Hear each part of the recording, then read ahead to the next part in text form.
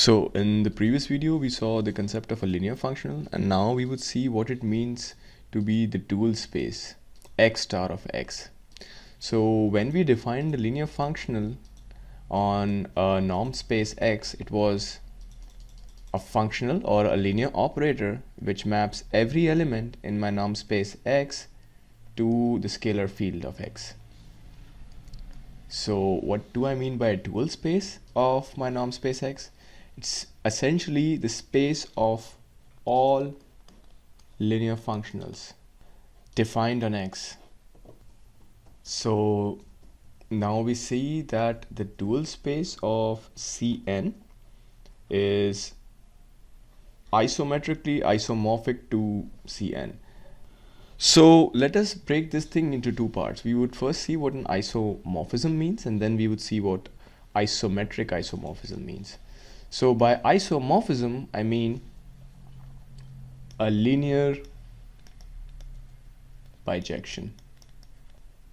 So if I have my space x, my vector space x, and my vector space y, and I have an operator between them, I say that phi is an isomorphism.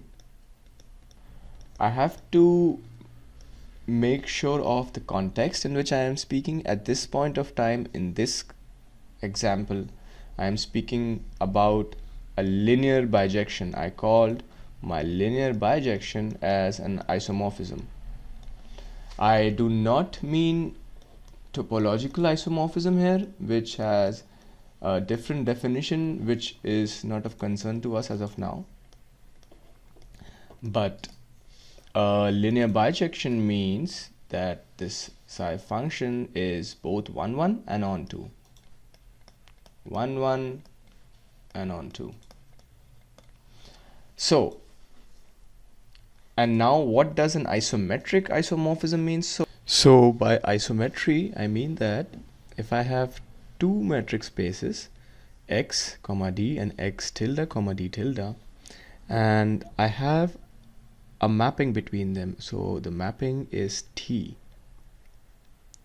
Now I call this mapping T an isometry if T preserves distances, that is, if for all value of x comma y belonging to capital X, the distance of Tx comma Ty is equals to the distance of x comma y. So look at this a bit more carefully. What did happen? I had metric space and I had 2 points in it, x comma y, and I had taken the distance between x comma y. Now I apply a linear transformation T and I get Tx in my space x tilde. So in space x tilde I get Tx and I get Ty when I apply T to it.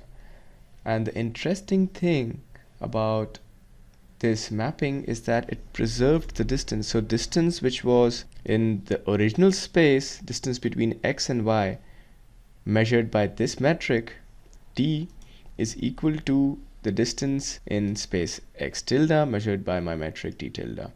So this is what I mean by an isometry. Now what do I mean by isometric isomorphism? So by isometric isomorphism, I mean that my mapping psi, which was a linear bijection as seen before, has an additional property attached to it, and this additional property is that it preserves distances, which is an isometry. So if my mapping satisfies these properties, what are these properties? It's a linear bijection, which means it's 1 1, it's onto.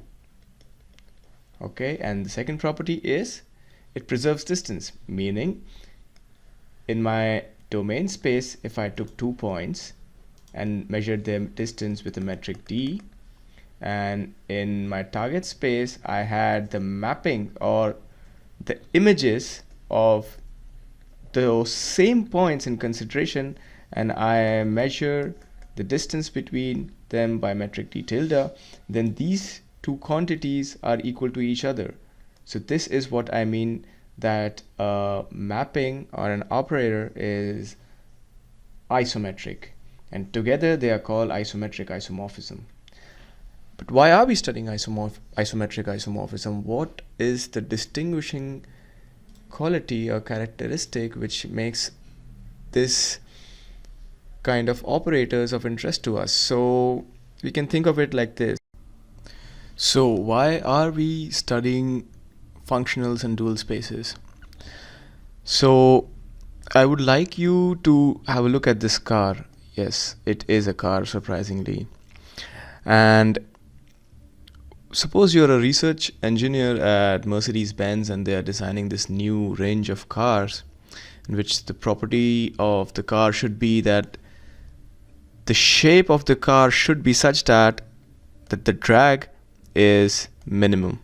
So by drag I mean the air resistance or the resistance that the car encounters when it drives. So we want that the air resistance to be as minimum as possible.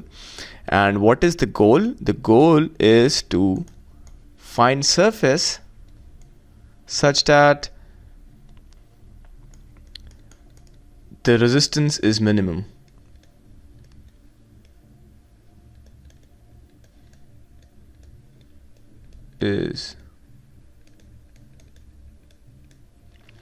And what do we need to optimize over? We need to optimize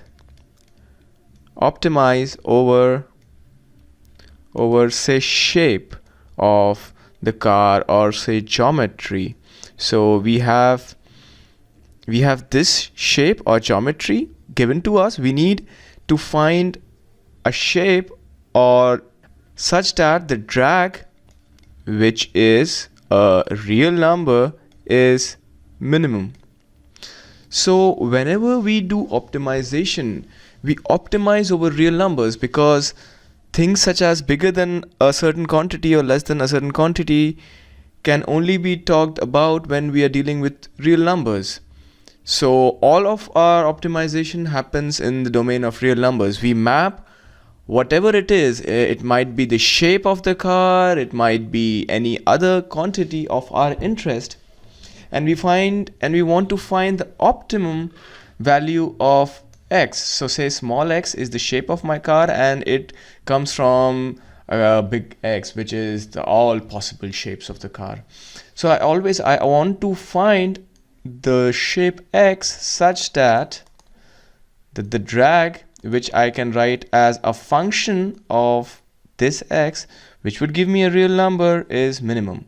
So out of all shapes in my set of possible shapes, I want to find this specific shape such that my drag is minimized. So as we can see, I had some other quantity or element. This was a shape in this context, and I mapped this shape to a real number using my functional.